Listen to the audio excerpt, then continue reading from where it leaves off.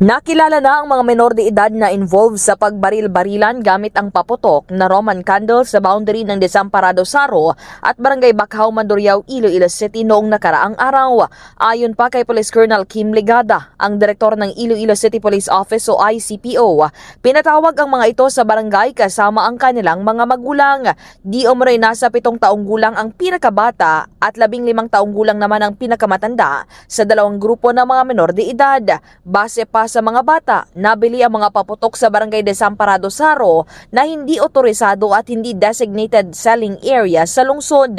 Pinaalalahanan naman ang mga magulang na disiplinahin at pangaralan ang mga bata, lalo na sa kapahamakan na posibleng maidulot ng paputok kung saan maaari ang mga itong mabulag, masugatan o magdulot ng sunog. Napag-alamang pinagbabawalan ang pagbebenta ng paputok sa mga menor de edad kung saan ito ay may karampatang parusa.